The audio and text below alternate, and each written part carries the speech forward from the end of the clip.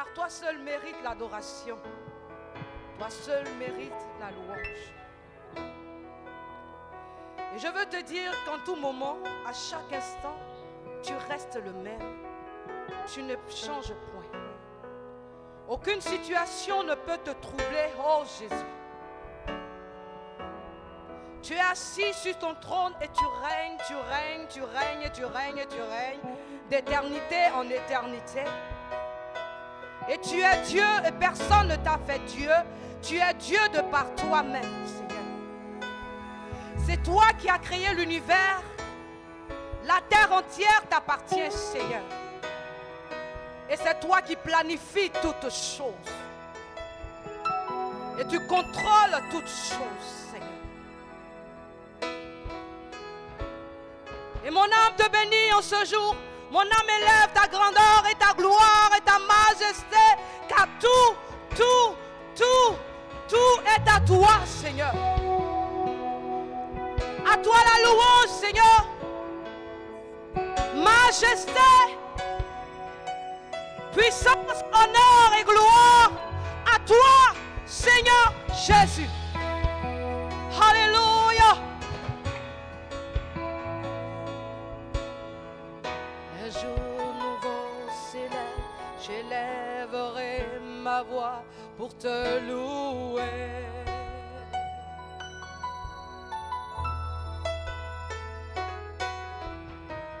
Ton nom est sur mes lèvres, je lèverai ma voix pour te chanter.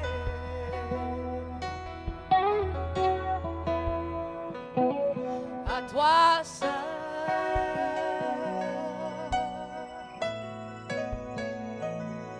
revient la gloire.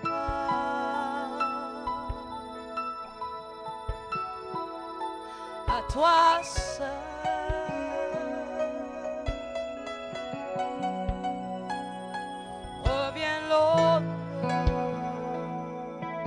on peut acclamer notre Dieu. Il mérite nos acclamations. Seigneur.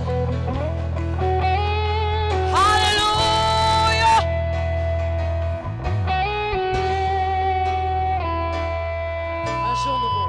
Un jour nouveau se lève, je lèverai ma voix pour te louer.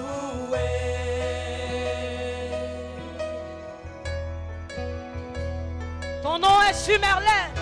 Ton nom est sur mes lèvres. Je lèverai ma voix pour te chanter.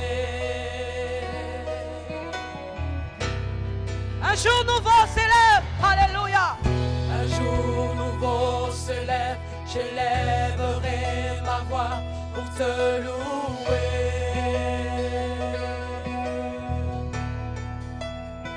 Ton nom est sur mes lèvres.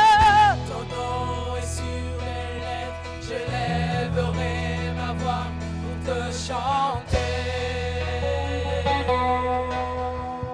Oh, à toi seul revienne la gloire, revienne la gloire. À toi seul et à toi seul et à toi seul.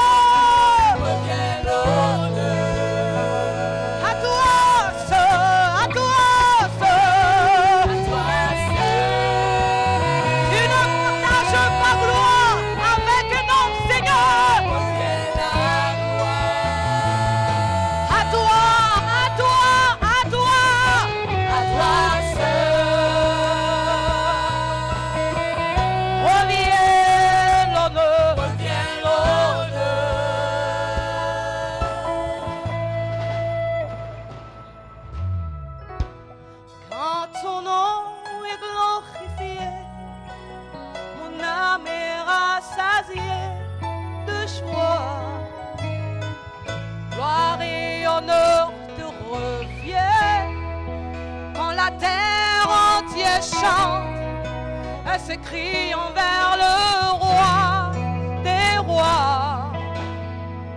Honneur et gloire te reviennent.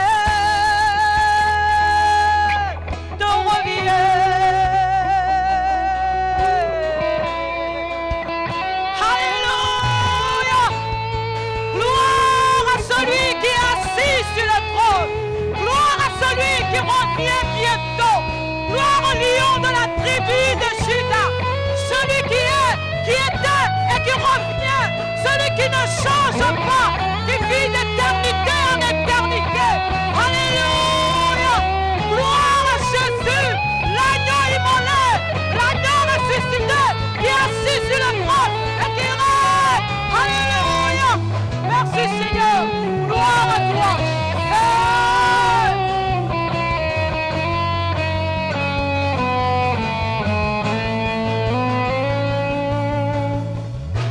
Quand ton nom est glorifié, mon âme est rassasiée de joie.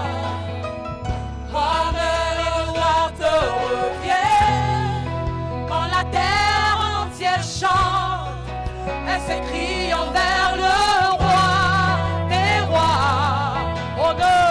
Honneur et gloire te reviennent quand ton nom est invoqué.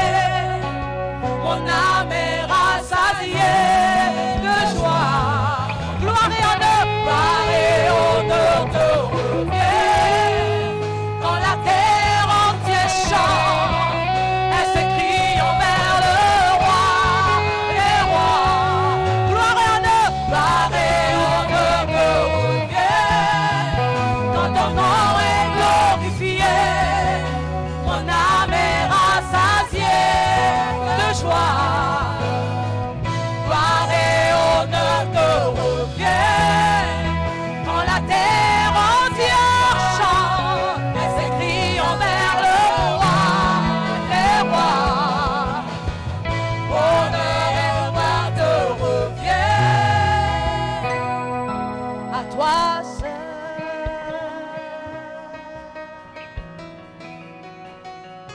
Revient la gloire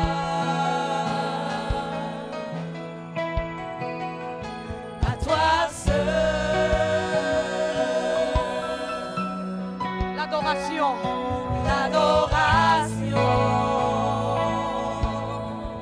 à toi seul, à toi seul. Reviens la gloire à toi seul, reviens la gloire à toi, Jésus, lion de Juda, créateur du ciel et la terre, c'est à toi seul. Hey, à toi seul et à toi seul, personne d'autre, alléluia. Dans les cieux il n'y a personne, sur l'univers il n'y a personne, sur la terre entière, nul d'autre ne peut se comparer à toi. Reviens. À toi seul, à toi seul, à toi seul. Reviens, reviens la gloire. Reçois la gloire, reçois l'honneur. L'adoration. À toi seul, à toi seul, à toi seul.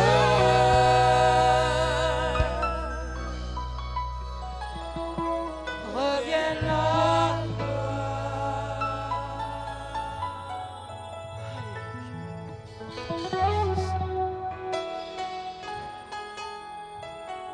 Alléluia. Alléluia. À notre Dieu seul revienne la louange, l'honneur, la gloire au siècle des siècles. Seigneur, tu es Dieu, tu demeures Dieu. Tu n'as pas changé. Tu es le même hier, aujourd'hui et éternellement. Tu es toujours assis sur ton trône. Et nous te devons la louange et l'adoration qui te revient. C'est pourquoi, Seigneur, nous déclarons ce matin, à toi seul revienne la gloire. À toi seul revienne l'honneur. À toi seul revienne la louange. L'éternité en éternité.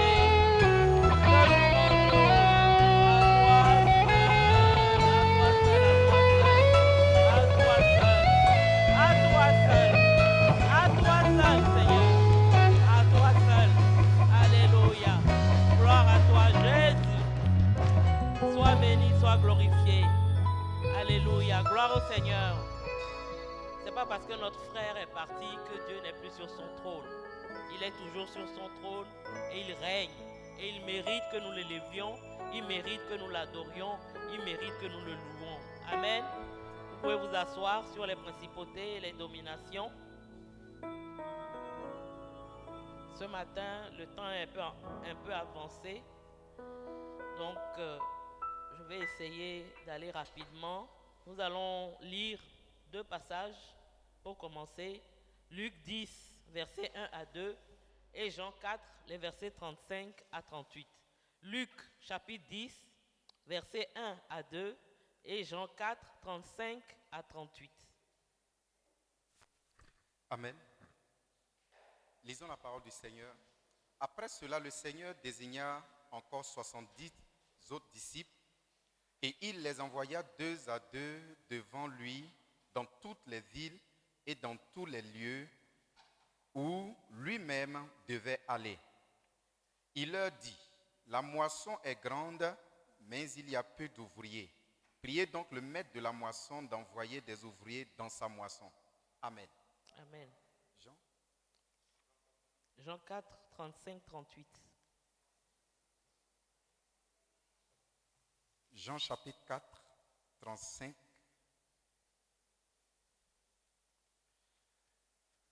Ne dites-vous pas qu'il y a encore 4 mois jusqu'à la mort?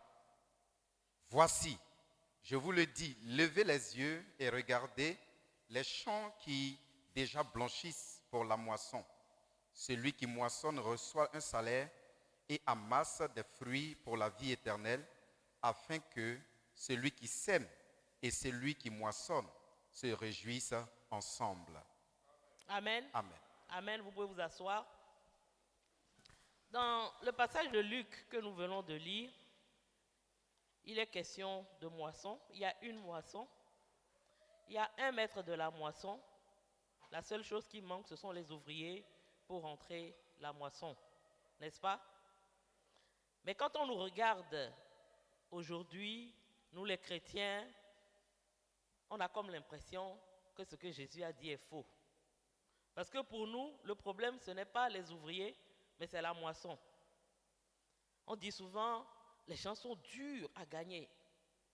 Les musulmans, pour les amener à Christ, c'est compliqué. La dernière fois que j'ai dirigé la prière, j'ai rendu le témoignage à ceux qui étaient là, que quand on est parti au Niger, le groupe d'intercession en faveur des Touaregs, on est allé dans une ville qui s'appelle Filengue. Et dans cette ville, on a trouvé une église bien bâtie, très belle, et on nous a dit qu'il y a eu des missionnaires qui ont passé 30 ans dans ce village, dans cette ville, et ils sont partis après, ils ont laissé l'église, et ils n'ont eu aucun converti.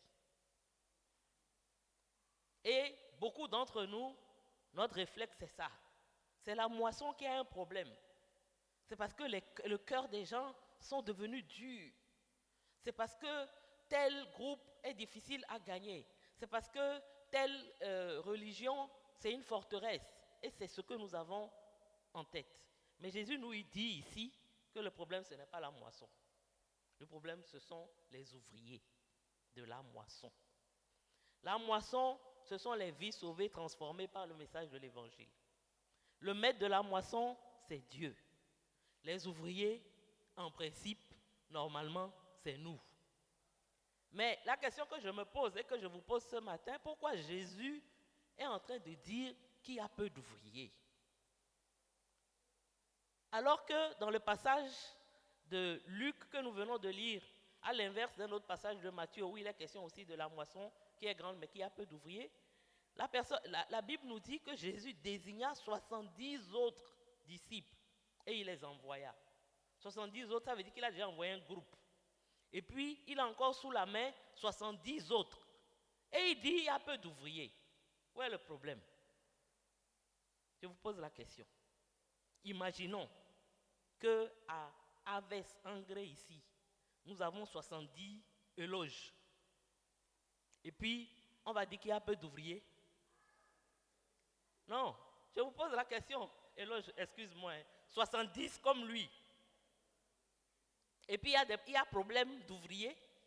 Je me suis posé la question, j'ai commencé à réfléchir. Je me suis dit certainement, il doit y avoir une différence entre un disciple et puis un ouvrier de la moisson. Et j'ai commencé à creuser. Il y a une différence parce que je pense qu'on est plus de 70 ici. Si on était tous véritablement engagés, quel problème on pourrait avoir? Surtout que Jésus nous dit la moisson n'a pas de problème. Parce que c'est ce que nous mettons souvent en avant. Ça fait des mois, ça fait des années. Dans ce quartier-là, on a fait plusieurs évangélisations. Ça ne marche pas. Quelle que soit la méthode, quand on frappe aux portes, quand on fait croisade, quand on fait... Donc c'est pour nous, le problème c'est la moisson. Mais Jésus dit le problème ce n'est pas la moisson, ce sont les ouvriers. Donc, où est le problème au niveau des ouvriers? Je crois que ce que Jésus est en train de nous dire ce matin, c'est que ce n'est pas parce que tu es disciple que tu es d'office ouvrier de la moisson ou moissonneur. Parce qu'aujourd'hui, nous appelons en plus l'église des moissonneurs. Ce n'est pas l'église des disciples. Si c'était la même chose, on se serait appelé l'église des disciples. Mais on s'appelle l'église des moissonneurs. Donc il y a une différence entre être un disciple et être un moissonneur. Et c'est ce que je vais m'atteler à partager avec vous ce matin. Si nous sommes des disciples, nous devons, pour rencontrer le besoin de Jésus et de son Père, devenir des moissonneurs. Parce que ce dont il a besoin, ce sont des ouvriers dans sa moisson. Ce sont des moissonneurs. Parce que si Jésus envoie des disciples, certainement ils vont aller, ils vont faire de grandes choses, mais ils ne vont pas revenir avec la moisson, parce que ce ne sont pas des moissonneurs. Le moissonneur, c'est celui qui va et qui revient avec la moisson. Le disciple, il peut aller, il va faire des efforts, mais il ne revient pas avec la moisson. Et Jésus était en train de dire à ses 70, pour le moment vous êtes des disciples, mais pendant que vous allez, priez que Dieu vous transforme en moissonneur. Parce que c'est à cette condition que vous allez pouvoir revenir avec la moisson. Alors le thème de mon exhortation ce matin, c'est disciple ou moissonneur. Es-tu un disciple ou bien es-tu un moissonneur? Et je nous rappelle qu'aujourd'hui, ce n'est plus comme dans l'ancien temps où on envoyait 1 ou 2 missionnaires qu'on soutenait pour faire la mission pour nous. Si nous nous appelons les moissonneurs, ça veut dire que chacun d'entre nous est appelé à moissonner. Ce n'est pas seulement celui qui va aller en mission au Niger, à Daloa, à Gagnoa, même à Abidjan ici, mais c'est chacun d'entre nous qui sommes appelés à moissonner. C'est pourquoi je dis toujours que la prière que Jésus nous demande de faire dans ce passage, à savoir de prier le Père pour qu'il envoie des ouvriers dans sa moisson, c'est une prière dangereuse. Parce que c'est une prière qui n'est écoutée par Dieu que lorsque la personne qui prie est prête à être la première personne qu'on va envoyer. Ce n'est pas Seigneur, envoie des ouvriers. Donc regarde là, tous ceux qui sont là, ils ne font rien. Et puis tu vas les envoyer. Quand tu dis Seigneur, envoie des ouvriers dans ta moisson, tu commences par dire Seigneur, envoie moi-même d'abord.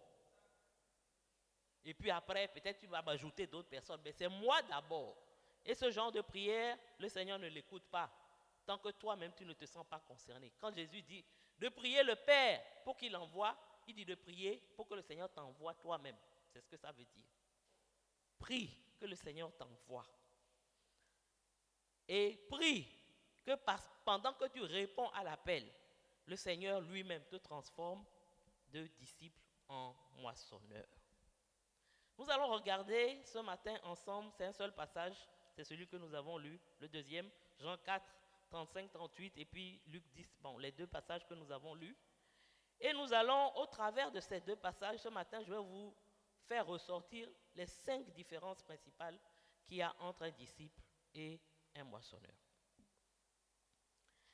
Ou un ouvrier de la moisson. La première différence, c'est ce que nous avons lu dans Luc, chapitre 10, verset 2. Jésus dit de prier le Père pour qu'il envoie des ouvriers dans la moisson. C'est la première différence qu'il y a entre un disciple et un moissonneur. Parce que la Bible nous dit dans Matthieu 28, 19, allez, faites de toutes les nations des disciples. Donc faire des disciples, ça c'est la responsabilité de l'Église. C'est notre responsabilité de faire de toutes les nations des disciples. Mais c'est la responsabilité du Père d'envoyer des ouvriers dans la moisson. Première différence. L'ouvrier, il est envoyé par le Père. Le disciple, il est fait, il est établi, il est bâti par l'Église. Ça, c'est la première différence. Deuxième différence, et nous revenons à notre texte de Jean 4, se trouve au niveau du verset 35. Est-ce que tu peux relire le verset 35 pour moi, ministre Obi, s'il te plaît? Ne dites-vous pas qu'il y a encore 4 mois jusqu'à la moisson? Voici, je vous le dis, levez les yeux et regardez les champs qui déjà blanchissent pour la moisson. Amen. La deuxième différence entre un disciple et un moissonneur, c'est que le disciple a une vision naturelle du champ, alors que le moissonneur a une vision spirituelle du ou des champs. À la fin de l'année dernière, j'avais partagé un message avec vous où j'avais montré que l'un de nos gros problèmes, en tant que moissonneur ou personne voulant aller dans la moisson, c'est le problème de vision. Nous ne voyons pas bien. Et dans ce passage, nous voyons, Jésus regarde la même chose. Ses disciples regardent aussi la même chose, un champ. Eux, ils disent que ce champ-là, il n'est pas mûr. Jésus lui dit, le champ est mûr. Ils regardent la même chose, mais ils ne voient pas la même chose.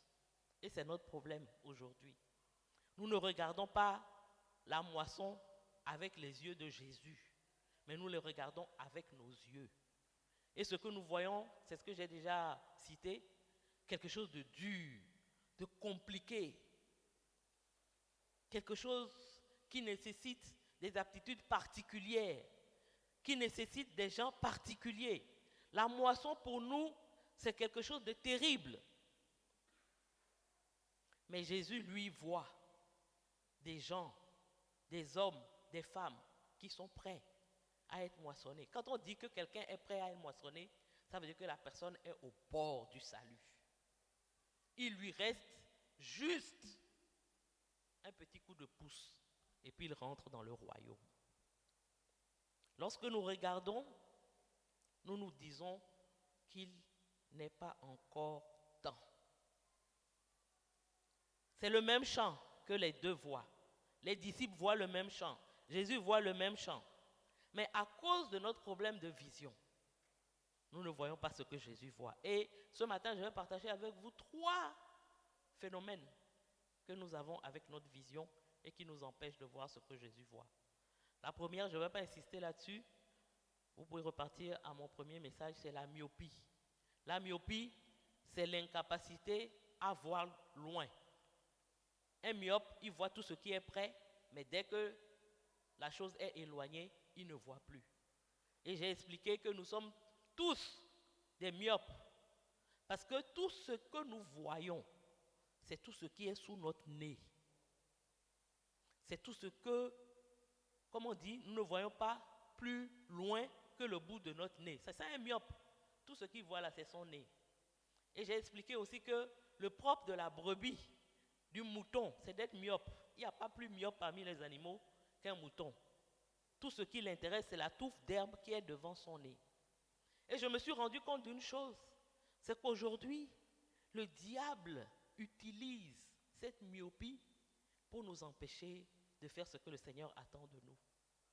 La manière dont nous sommes concentrés sur nous-mêmes, sur nos problèmes. Je ne dis pas qu'on n'a pas de problème. Ça peut être la maladie physique, tu sens dans ton corps que ça ne va pas. Tu te sens lourd, ça peut être spirituellement, ton âme est abattue, tu ne sais pas pourquoi. Ça peut être les problèmes financiers. Mais tout ça, c'est des choses que l'ennemi vient mettre sous ton nez pour que tu ne te détournes pas de ce que tu vois. Parce que tu es myope. Il ne veut pas te laisser regarder au loin le champ qui est devant toi et qui est déjà blanc. C'est ça la myopie. Et l'ennemi utilise cette arme de manière puissante dans ces derniers temps. Parce qu'il sait qu'il ne lui reste plus beaucoup de temps. Et il n'a pas intérêt à ce que nous nous levions. Il n'a pas intérêt à ce que toi et moi, nous voyons plus loin que le bout de notre nez et que nous allons chercher les brebis qui sont encore perdues. Ça ne l'arrange pas. Donc tout ce qu'il fera pour te distraire, il va le faire. À nous de résister, à nous de comprendre quel est son jeu et à nous de dire non. Si nous voulons toujours nous écouter, nous n'allons pas y arriver.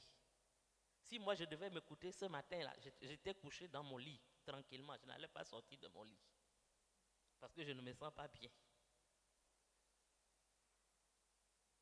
Mais à un moment donné, tu as besoin de dire à ton corps, là, soulève-toi, on va partir. Tu veux ou tu ne veux pas, on va aller. Tu as besoin de dire à ton âme, assieds-toi, je vais te parler. Ce qui est en jeu là, ce n'est pas ta petite vie, tes petites sensations, le fait que tu ne te sentes pas bien, les choses sont difficiles, au travail, à la maison, partout. Et l'ennemi a ce chic de faire que ça ne vient jamais seul. C'est-à-dire que c'est comme quand ça commence là, 1, 2, 3, en même temps, tous les problèmes arrivent en même temps et puis te voilà perturbé et tu dis bon, c'est bon, je vais me coucher. Je ne peux plus, c'est trop difficile. Il ne faut pas faire ce plaisir au diable. Il ne faut pas lui faire le plaisir de croire que parce qu'il t'a envoyé 2 ou 3 petits problèmes, il t'a mis hors d'état de nuire. Il faut lui dire, c'est vrai, je ne me sens pas bien. C'est vrai, les problèmes sont là. Mais tu ne peux pas me mettre hors d'état de nuire avec ça. Parce que moi, je sais qui je suis et je sais en qui j'ai cru. Le problème de vision, la myopie, c'est ce qui nous empêche de voir ce que Jésus voit. La deuxième chose, c'est l'égoïsme. Nous ne pensons qu'à nous, à nous-mêmes. Moi, moi, moi et encore moi. Et puis dans moi, il y a moi, ma famille nucléaire, et puis ceux qui sont dans mon entourage immédiat, c'est tout. Les autres, là, c'est leur problème. Quand on regarde le chant, on n'a pas le temps de lire, le temps est un peu avancé, mais je vous donne le même passage, enfin à peu près le même passage. Dans Matthieu 9, 35-38, la même histoire à peu près, mais dans cette histoire de Matthieu 9, on nous dit que Jésus a vu la foule et il voyait que cette foule était languissante et il était ému de compassion pour cette foule. Mais toi et moi, quand on regarde cette foule-là, on voit autre chose qu'une foule languissante. On voit quelqu'un qui ne connaît pas Christ, mais qui a une belle voiture. Et tu le vois dans sa belle voiture, au lieu de se dire, ah, peut-être qu'il a besoin de Jésus, tu dis non, voilà, Dieu même, je ne sais même pas ce qu'il est en train de faire. Moi, depuis, je demande voiture. Moi, depuis, je prie pour ça. Je paye ma dîme, je viens fidèlement. Tu ne m'as pas donné de voiture. Et je ne vais pas dire le mot, mais c'est à celui-là que tu as donné une voiture. Si Jésus voyait ce même jeune homme-là, Jésus allait voir quelqu'un qui, malgré le fait qu'il a une belle voiture, quand il rentre chez lui la nuit, il pleure. Il ne se retrouve pas, il a envie de se suicider. Parce qu'il ne sait pas ce qu'il fait sur la terre. Et toi, tu vois quelqu'un, tu l'envies. Et puis tu dis, voilà, Dieu, au lieu de bénir ses enfants, c'est des gens comme ça, il bénit. Est-ce que ce n'est pas comme ça que nous voyons ceux qui nous entourent? Jésus voit une foule languissante, des gens qui ont besoin de lui, et nous voyons des gens qui ont les bénédictions après lesquelles nous courons. Et nous disons, ils sont bien. Il est bien où? Demain, il va mourir, sa voiture, sa maison va rester. Il sera en enfer. Il est bien où? Et toi, tu l'envies parce que c'est comme c'est la même chose, toi aussi, tu demandes au Seigneur et puis il ne te donne pas. Tu te dis, bon, si lui là, c'est qu'il est bien. Nous devons veiller à lutter contre notre égoïsme naturel. Un disciple, un vrai disciple qui devient moissonneur, il voit ce que Jésus voit. Et il voit une foule, il voit des gens qui sont prêts à aller en enfer. Il voit des gens qui sont sur le chemin de la perdition.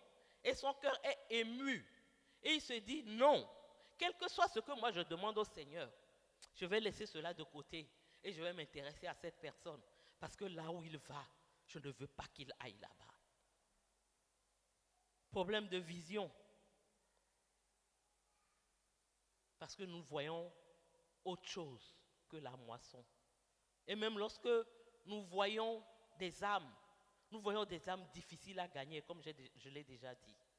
Nous voyons des âmes qui sont comme nous, des forteresses que nous ne pouvons jamais assiéger parce que nous ne savons pas qui nous sommes et nous ne savons pas qui est avec nous.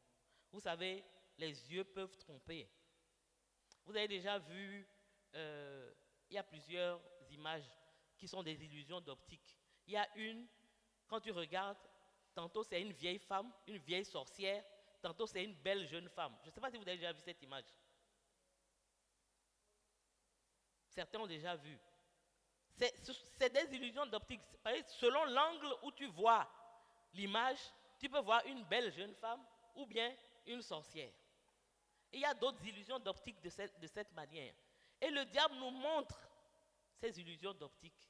Là où nous devons voir des âmes, là où nous devons voir une moisson qui est mûre, là où nous devons voir que nous devons absolument tout faire. Parce que ce qu'il faut dire, une moisson mûre qui n'est pas rentrée, elle est perdue.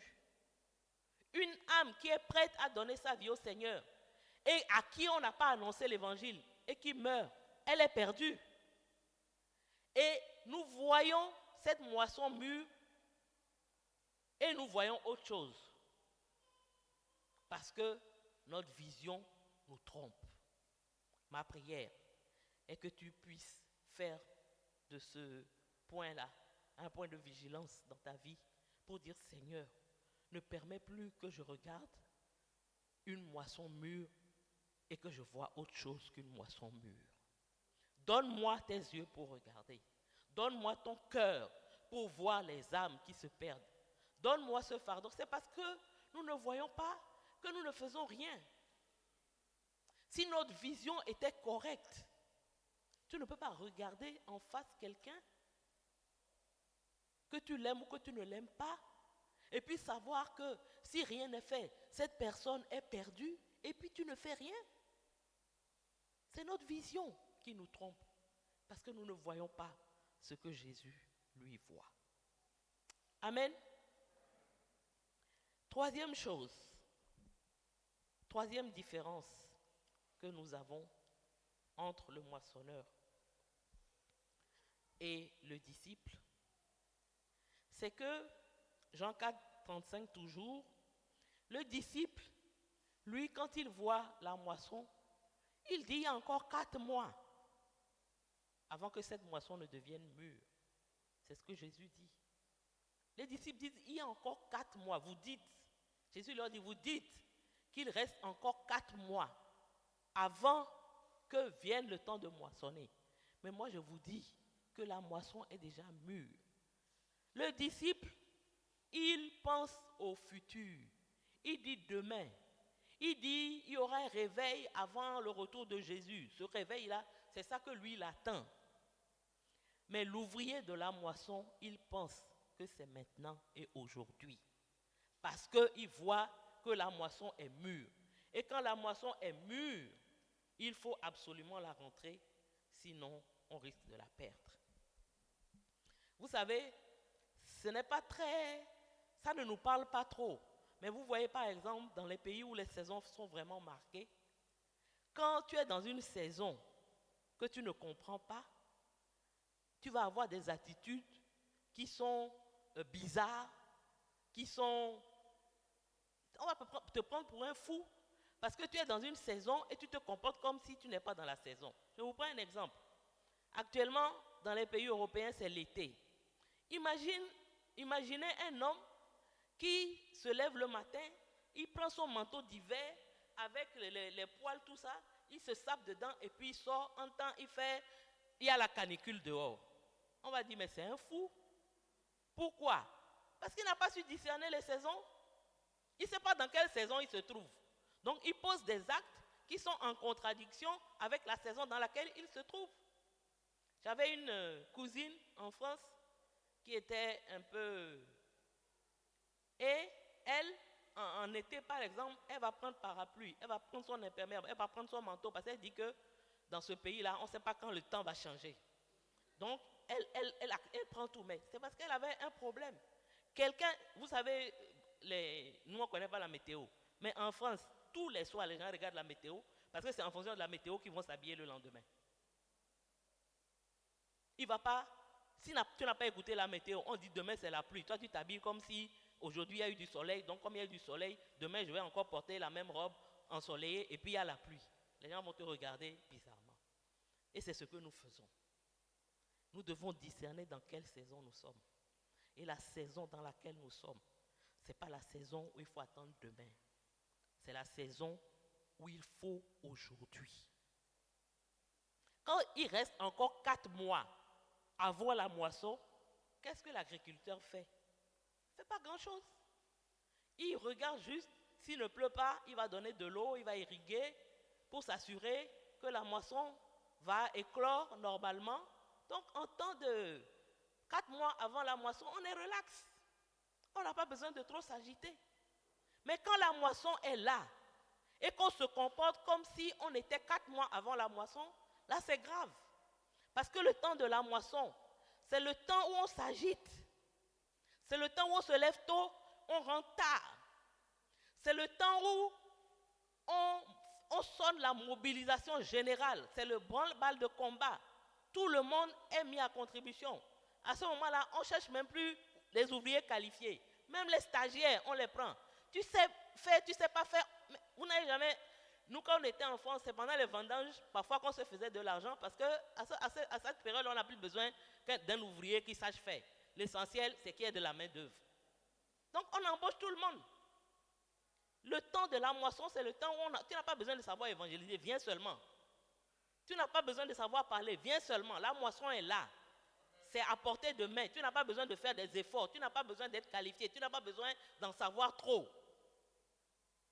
C'est pourquoi c'est important de discerner dans quelle saison nous nous trouvons. Les disciples étaient convaincus qu'ils pouvaient attendre encore 4 mois. Et Jésus leur dit non. On ne peut plus attendre 4 mois parce que la moisson est déjà mûre. 2 Corinthiens 6, verset 2 nous dit, voici maintenant le temps favorable. Voici maintenant le jour du salut. Dans la Bible, c'est toujours maintenant, c'est jamais demain. Nous, c'est toujours demain, demain.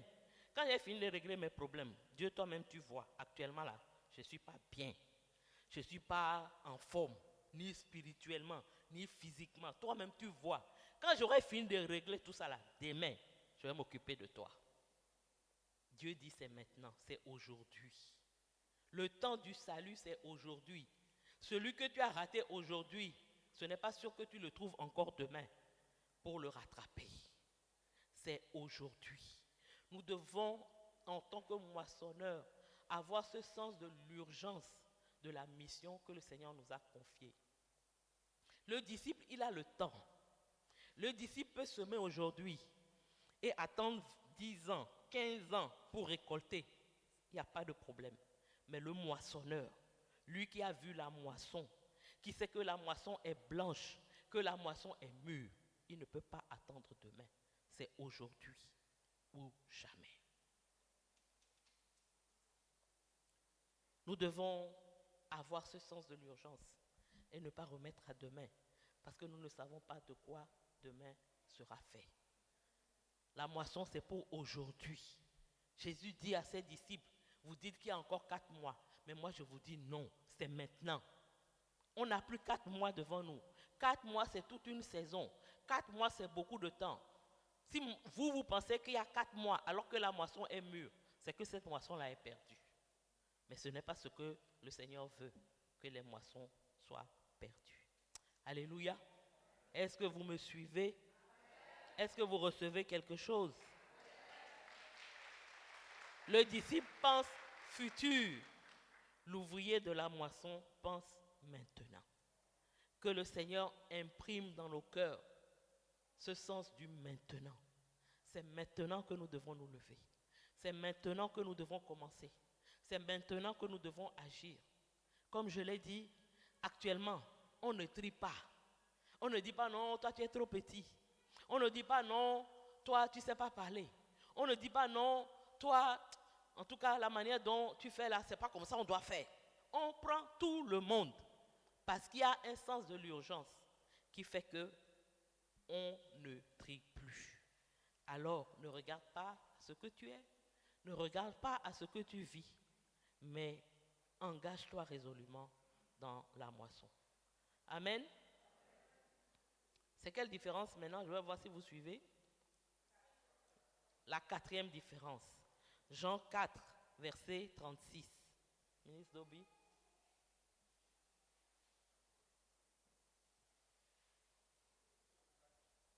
Verset 36. Celui qui moissonne reçoit un salaire et amasse des fruits pour la vie éternelle, afin que celui qui sème et celui qui moissonne se réjouissent ensemble. Amen. La quatrième différence entre le disciple et le moissonneur, c'est que le disciple, il sème la semence. Il sort pour semer. Et il paye le prix. Parce que semer, ce n'est pas facile. Il paye ce prix-là. Mais celui qui moissonne, lui, il reçoit un salaire. Il ne paie pas de prix. Il reçoit un salaire. Parce que c'est un ouvrier. On avait dit ouvrier de la moisson. Non seulement c'est un ouvrier, mais c'est un journalier. Vous connaissez la parabole de l'ouvrier de dernière heure. Il veut son salaire à la fin de la journée. Ce n'est pas demain. J'ai moissonné aujourd'hui, tu me payes aujourd'hui. Demain, je moissonne, tu me payes. Et la Bible nous dit, non seulement il veut être payé immédiatement, mais en même temps, il amasse aussi des fruits pour l'éternité. Double récompense que le Seigneur accorde au moissonneur. Le moissonneur veut récolter. Il veut des résultats. Il veut que ce qu'il fait comme effort de sortir pour aller dans la moisson soit accompagné du fait qu'il revienne avec des âmes. Et quand cela n'est pas fait, il n'est pas heureux, il n'est pas content. Et il fait tout pour rentrer avec quelque chose en main. Le disciple, il sème. Quand on sème, on est patient. On attend que le temps fasse son œuvre pour que ce qu'on a semé grandisse, que le Seigneur fasse pleuvoir sur ce qu'on a semé et que cela donne des fruits. Mais on n'est pas tellement attaché aux fruits quand on sème. Parce que la Bible dit que tu peux semer, quelqu'un d'autre va venir moissonner. Donc toi, tu n'es pas attaché tellement aux résultats.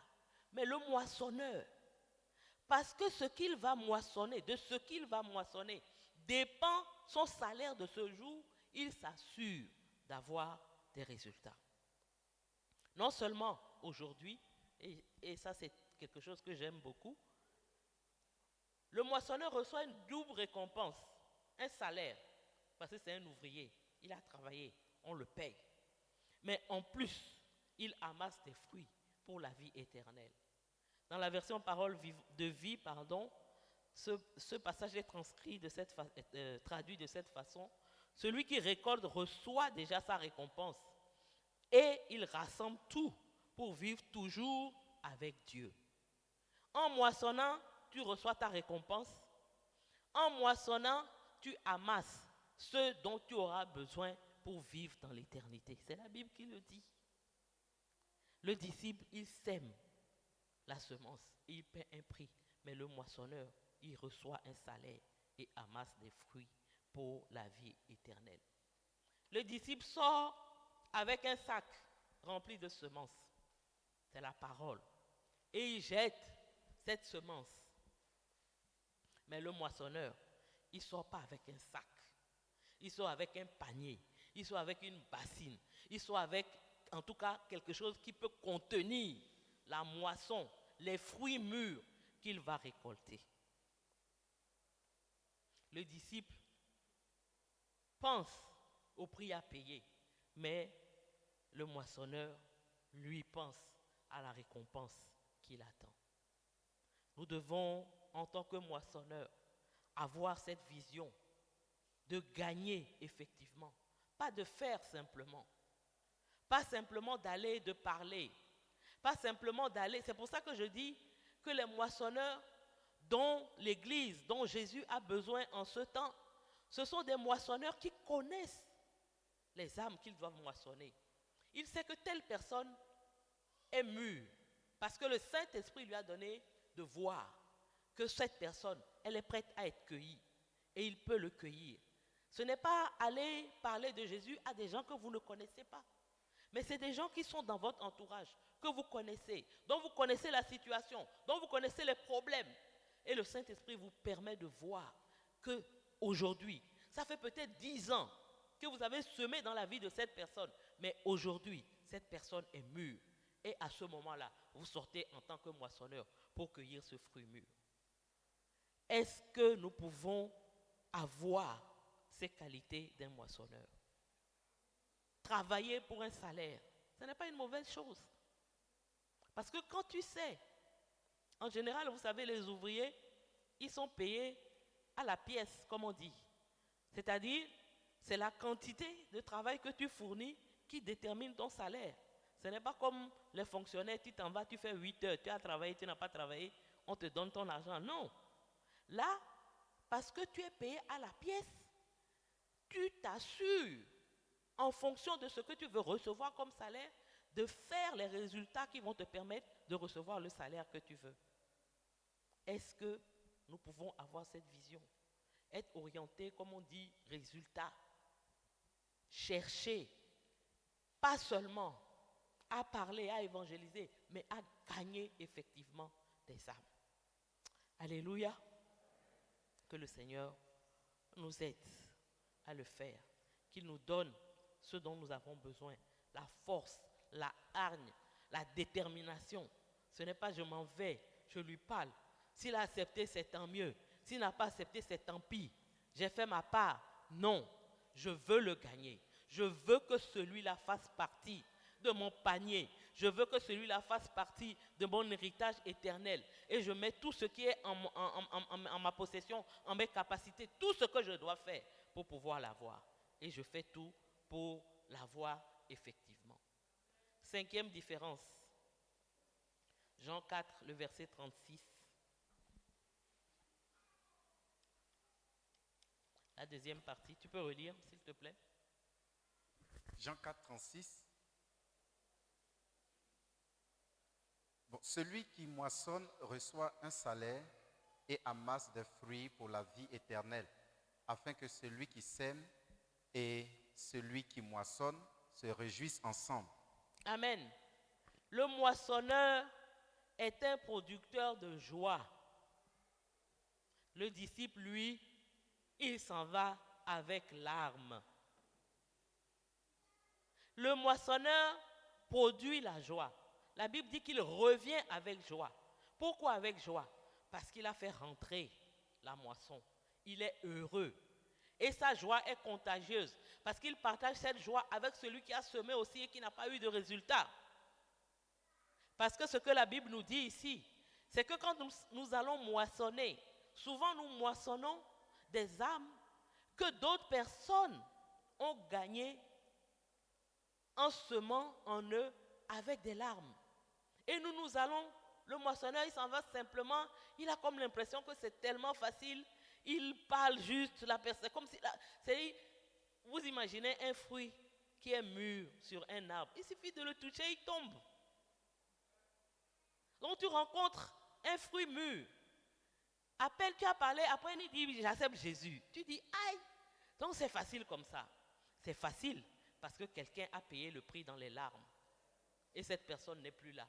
Jésus nous dit, le moissonneur revient avec la joie et il partage cette joie-là avec celui qui a semé avec larmes. Cette joie du moissonneur est une joie qui est contagieuse. C'est la joie du ciel. C'est la joie que les anges éprouvent lorsqu'il y a une personne qui vient à Christ. Est-ce que nous pouvons imaginer l'intensité de cette joie, la profondeur de cette joie? Aujourd'hui, le diable nous malmène parce que nous mettons notre joie dans des choses qui ne tiennent pas. Et dès que ces choses-là bougent un peu, nous sommes déboussolés. Ta joie est dans ton travail. Il suffit que ton patron commence à faire bizarre, tu ne te sens plus. Ta joie est dans ton foyer. Il suffit que ça commence à... Tu ne te sens plus joyeux. Ta joie est dans ton argent. Il suffit qu'il y ait une petite crise. C'est fini. Mais lorsque ta joie est provoquée par les âmes que tu gagnes, par la semence que tu as semée, quelqu'un allait moissonner et vous vous réjouissez ensemble, qu'est-ce qui peut ternir cette joie? Dites-moi. Le ciel tout entier se réjouit avec toi parce que tu as gagné une âme. Rien ni personne ne peut altérer cette joie. Je voudrais vous montrer un passage que j'ai découvert, Ésaïe 12, verset 3. Si on peut l'afficher. Ésaïe, chapitre 12, le verset 3.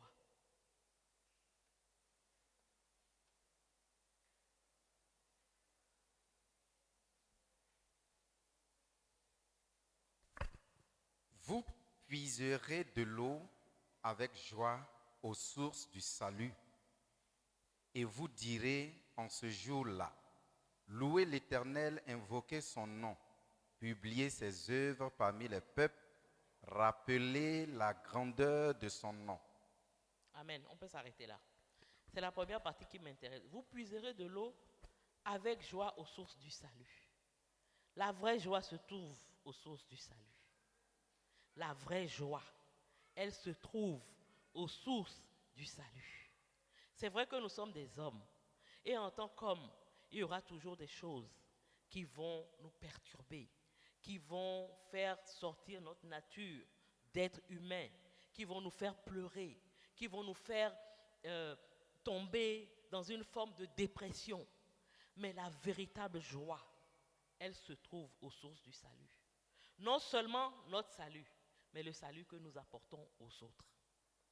Toutes les personnes qui ont vécu des chocs émotionnels forts, comme la perte d'un être cher, un mari, un enfant, vous diront que ce qui permet de sortir de ce genre de dépression, ce n'est pas le fait de se concentrer sur soi et sur sa douleur, mais c'est le fait de se tourner vers les autres et de sentir on peut apporter quelque chose aux autres, on peut soulager les autres, on peut consoler les autres, cette douleur qu'on a vécue, on peut comprendre d'autres qui sont dans la même douleur et on peut les accompagner.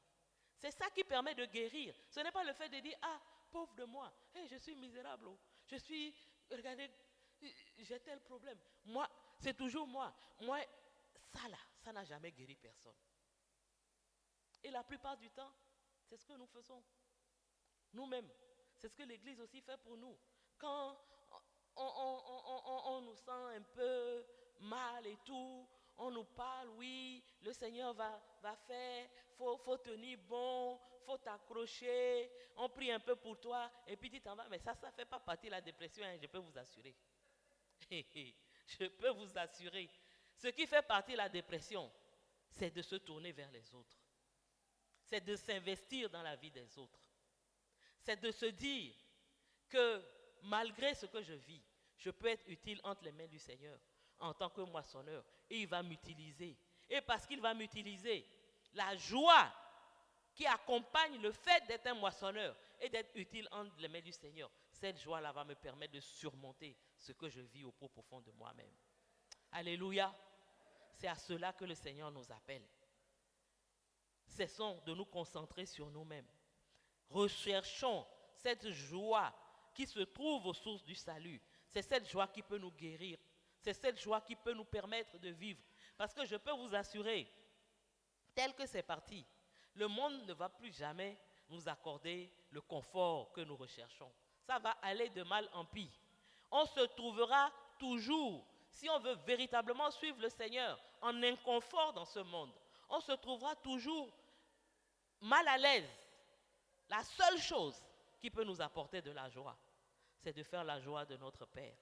C'est de faire la joie du ciel. C'est de se réjouir nous-mêmes de ce que nous sommes en Christ et que nous avons le salut. J'étais ce matin dans mon bureau quand j'ai entendu Arthur conduire la prière et je l'ai entendu crier. Le Seigneur dit « Réjouissez-vous ». Vous n'étiez pas là. Je ne sais pas qui était là, qui était à la prière d'intercession, 8h30, 9h. Et je l'ai entendu crier et j'ai reçu dans mon esprit la même chose. Le Seigneur dit, réjouissez-vous. Réjouissez-vous. Vous allez dire, mais où est le sujet de réjouissance? Vous venez de nous annoncer qu'il y a un frère qui était là avec nous, qui n'est plus là.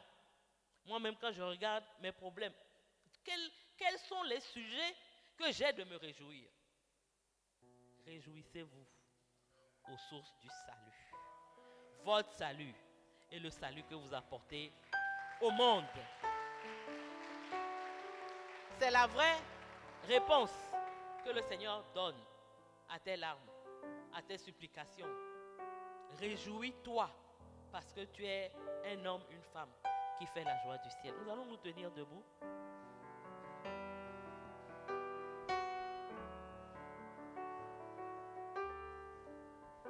Nous n'avons pas le temps, mais je voudrais que quand tu iras à la maison, tu prennes ces 5 points et que tu demandes au Seigneur. 1. Envoie-moi comme ouvrier. 2. Donne-moi de voir les champs comme toi tu les vois. 3. Donne-moi de voir que la saison de la moisson, c'est maintenant. 4. Donne-moi d'être attaché à rentrer à chaque fois que je sors moissonner avec des fruits. Et 5. Alors que je fais la joie du ciel, alors que je fais ta joie, remplis mon cœur, remplis ma vie de joie. Est-ce que nous pouvons élever la voix et prier? Seigneur, nous voulons te bénir et te rendre grâce pour cette parole que tu nous envoies ce matin. Seigneur, nous recherchons la joie, mais nous ne la recherchons pas au bon endroit. Je prie qu'après t'avoir écouté ce matin, tu nous donnes de pouvoir rechercher la joie aux portes, aux sources du salut. Notre salut est le salut que nous pouvons offrir au monde en toi. Merci pour tous mes frères et sœurs qui sont là ce matin, qui sont venus avec des cœurs lourds, avec beaucoup de questions. Je prie, Saint-Esprit, que tu apportes la réponse. Béni sois-tu, Seigneur. Nous voulons glorifier ton nom. Oh, nous voulons publier ton nom. Nous voulons proclamer ton nom. Nous voulons glorifier ton nom. Nous voulons publier ton nom. Nous voulons publier ton nom. Nous voulons glorifier. Nous voulons glorifier ton nom. Nous voulons proclamer ton nom. Nous voulons proclamer ton nom. Nous voulons glorifier ton nom. Nous voulons proclamer ton nom.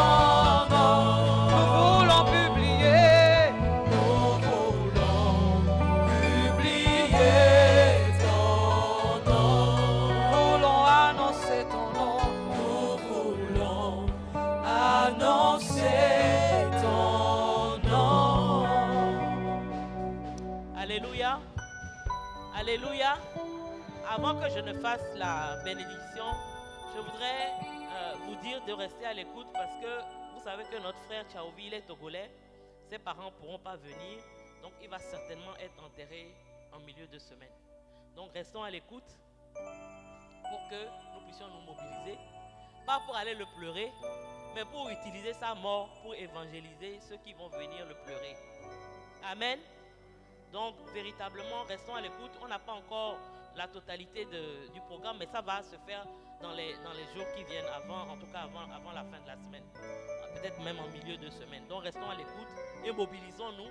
Prions pour que notre frère soit comme le grain de blé qui meurt et qui va produire beaucoup d'autres grains. Que ces funérailles, ces obsèques soient l'occasion pour cette église à laquelle il appartient depuis des années de montrer à son entourage qu'il n'est pas allé en enfer, il ne s'est pas perdu. Et la Bible dit, quand nous sommes face à la mort, celui qui est mort, lui, il est parti. Il n'a plus de problème. Son affaire de loyer, tout ça, là, il a fini avec. Mais c'est toi qui es resté là, c'est toi qui as problème. Donc ceux qui sont restés, nous devons veiller à ce qu'ils utilisent ce temps-là pour se poser les bonnes questions. Et je suis sûr qu'il y a des fruits mûrs parmi eux et que nous allons les cueillir. Que le Seigneur vous bénisse. Seigneur, nous voulons te bénir et te rendre grâce pour cette parole que tu nous as donnée ce matin. Nous voulons partir en les scellant dans notre cœur. Que l'ennemi ne vienne rien voler, mais qu'au contraire, le Saint-Esprit continue à nous parler, continue à nous montrer ce qu'il faut faire exactement, continue à nous guider pour que nous soyons ces moissonneurs que nous voulons être, pour que nous puissions rentrer la moisson, afin que ce que tu attends pour revenir prendre ton épouse, tu puisses le voir et venir effectivement nous chercher. Que ton nom soit béni, Seigneur, que ton nom soit loué. Que l'Éternel vous bénisse, que l'Éternel vous garde, que l'Éternel fasse luire sa lumière sur vous. Restez et demeurez bénis au nom de Jésus. Amen. N'oubliez pas, ce soir 19h, on a prière. Ce soir